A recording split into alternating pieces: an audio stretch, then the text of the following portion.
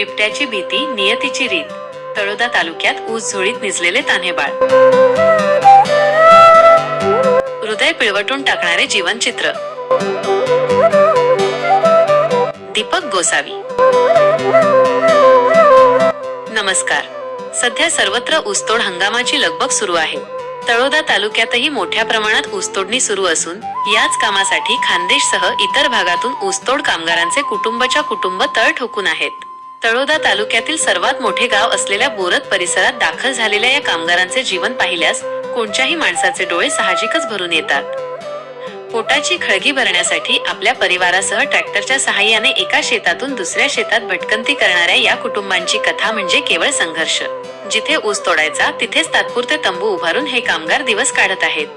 मात्र या तंबूंपेक्षा अधिक सुरक्षित जागेच्या शोधात त्यांची माता पित्याची माया काळीच पिळवटून टाकणारी सोय करते.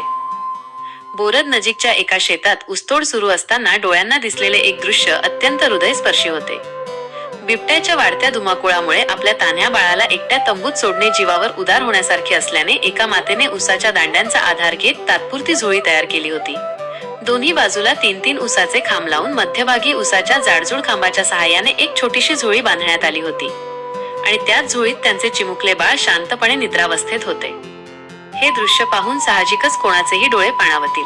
एकीकडे त्याचे आई वडील आणि इतर कामगार ऊसतोडणी करत होते, तर दुसरीकडे ते बाळ शेतातच निसर्गाच्या साहित्यातून तयार झालेल्या पाळण्यात झोपले होते.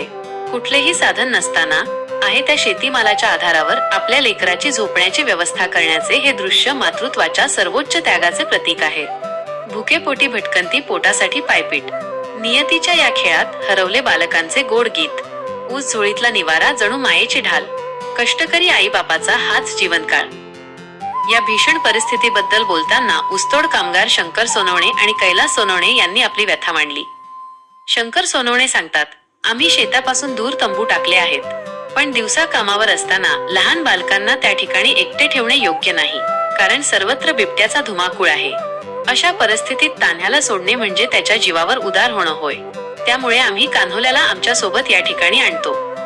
कैलास सोनवणे अत्यंत हताशपणे बोलतात, काय करणार, देवाने आमच्यासाठी भटकंतीच लिहून ठेवलेली आहे, ती तर आम्हाला मान्य करावीच लागेल. शिक्षणापासून वंचित राहून आपल्या कुटुंबासोबत भटकंती करत ऊसाच्या फडातच बालपण घालवणारे हे चिमुकले आणि त्यांच्यासाठी रात्रंदिवस कष्ट उपसणारे त्यांचे आई वडील, त्यांच्या जीवनातील हा संघर्ष एका मोठ्या सामाजिक प्रश्नाकडे लक्ष वेधतो. या कुटुंबांना सुरक्षित निवारा आणि त्यांच्या मुलांसाठी किमान मोबाईल, पाळणाघरे व शिक्षण सुविधा मिळणे अत्यंत आवश्यक आहे.